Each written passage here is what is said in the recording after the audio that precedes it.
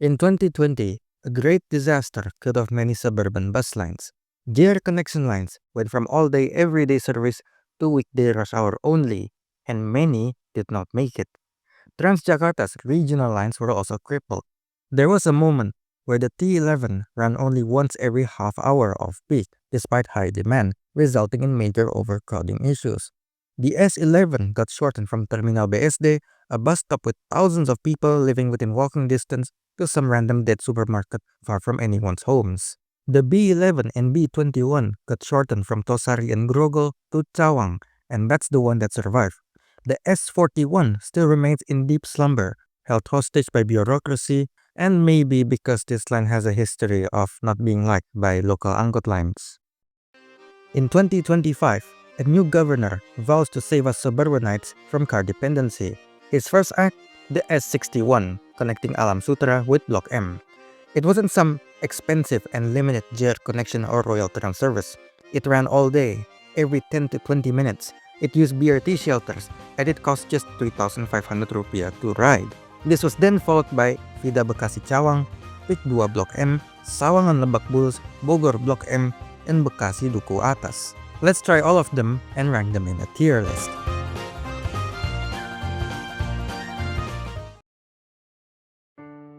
So for the past several months, I have used the S61 multiple times because I live near Alam Sutera, and I am liking how cooperative Alam Sutera has been with Transjakarta in providing shelters, sidewalks, and parking rides.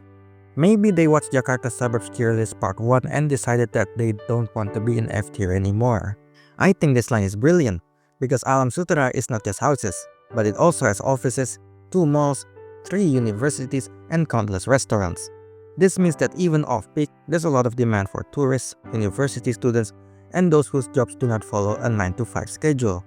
For residents of Jakarta who aren't interested in going to Alam Sutera, this line also provides a direct connection from Kebun Jeruk and Sleepy to Block M. The S61 runs every 10 to 15 minutes at rush hour and 20 minutes off-peak, which is decent. No 30-minute waits here. Looking at you, S11 and T12.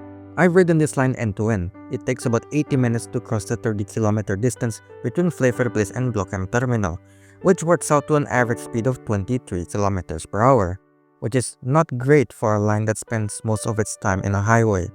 This speaks to how utterly bad congestion is in the Jakarta-Merak Highway. Actually, we need to talk about average speed. The numbers I give are based on my own personal experience, and remember, this is average speed, not top speed. 5 kilometers per hour and below is walking speed, cycling is 15, 10 to 25 is typical urban driving, the lower end is when traffic is Jakarta levels of bad, and 20 to 25 is driving in BSD and Gading Serpong, where every road has 4 to 8 lanes. MRT Jakarta and LRT Jabodebek manage around 30.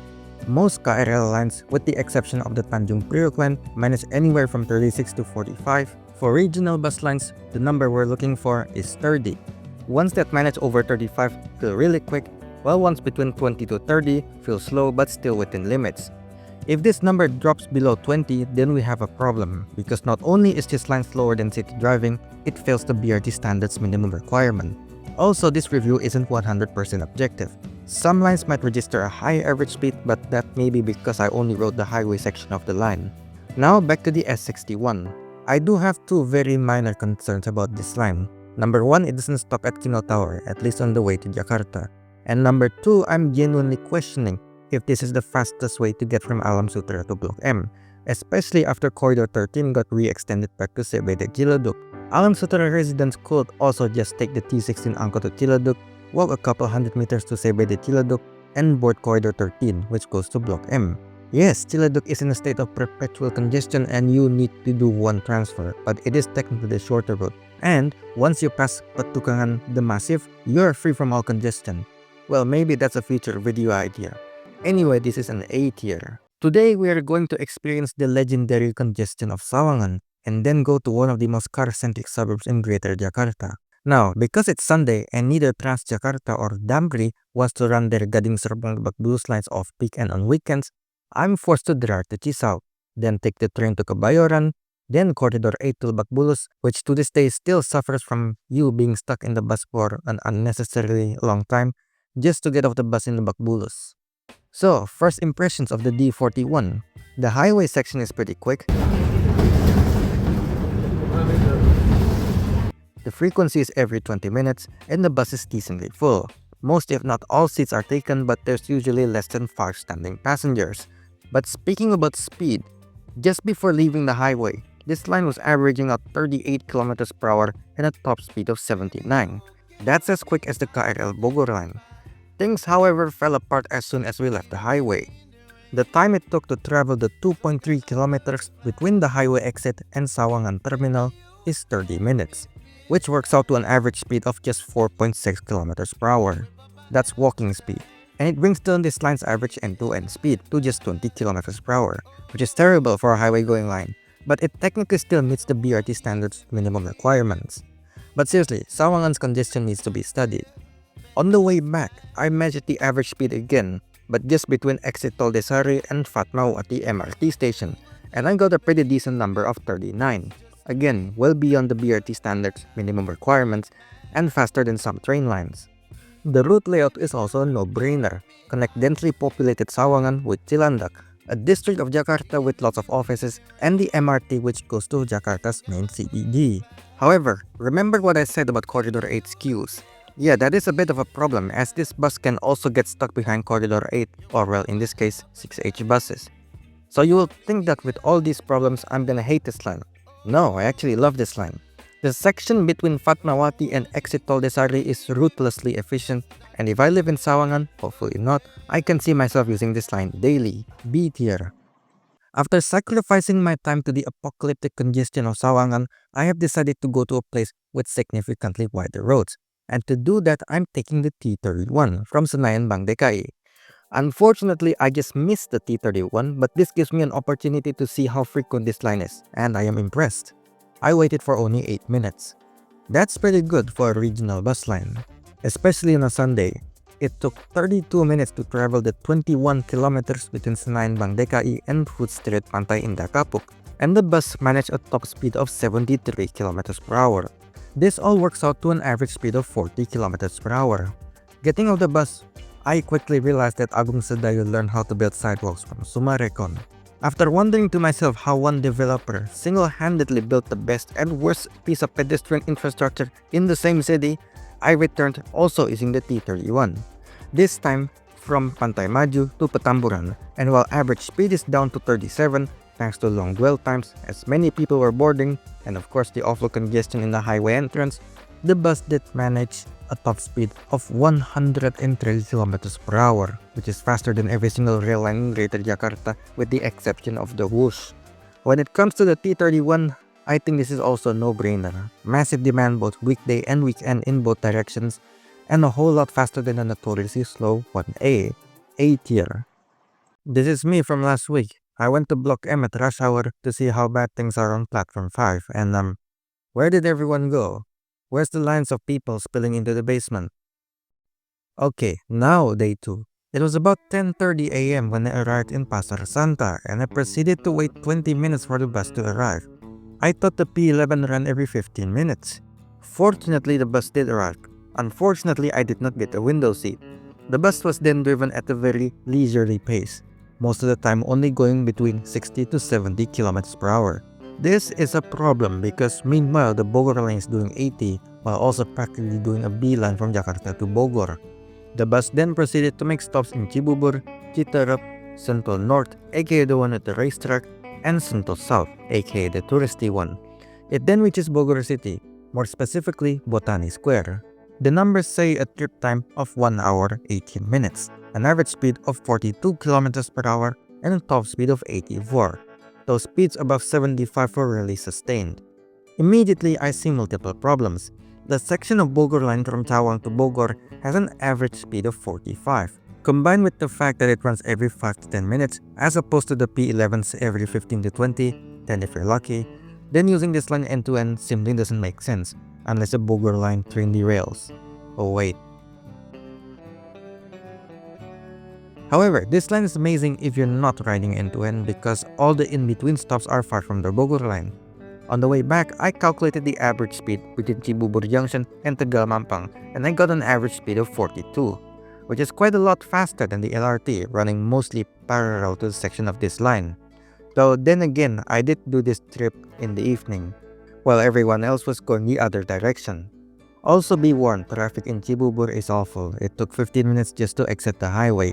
This line's ridership, unsurprisingly, has been very high. It ticks all the boxes for a well-planned bus line connecting areas with lots of major trip generators like Sentul and Block M, and connecting suburbs, many of which run along the transit-deprived Jagorawi Highway to the city center. Though I'll have to deduct some points for buses going a bit too slow. This is a long line with huge stop spacing. Running your buses 10 to 20 kilometers per hour faster will shave off some precious minutes while still obeying the speed limit. B tier. Today we are going to Bekasi, and to do that we are going to try out the new B25, which I've heard is running basically empty. And yes, I can confirm this is true. There were 4 passengers who rode this line to Bekasi. 2 of them were myself and a friend. Now, granted, I rode this line on a weekday morning where people are generally going the other direction. But even then, there's usually more than 4 people in the bus. The reason this line is empty is obvious. The train outcompeted.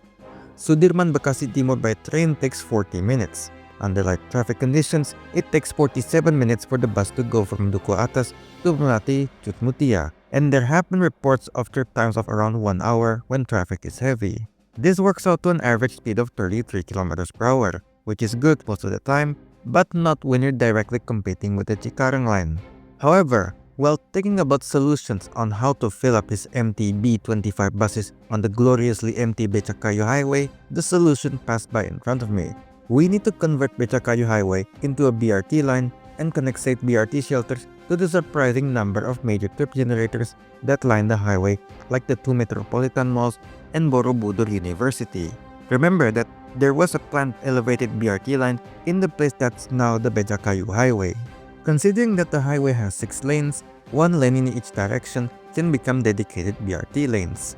Now, if that isn't feasible, an alternative is to modify this route, introducing the B26, Jatimulya LRT Station, Tanjung Priok via Joyo Martono, Juanda, Cutmutia, Ahmad Yani, Becakayu, Cililitan 2, exits just before Pemuda Pramuka, and follows Corridor 10 until Tanjung Priok. This setup collects up multiple apartment blocks in Bekasi, Pakuan Mall Bekasi, Terminal Bekasi, Trans Bekasi Patriot, Trans Wibawa Mukti, the multiple offices and universities that line Corridor 10, and the port of Tanjung Priok.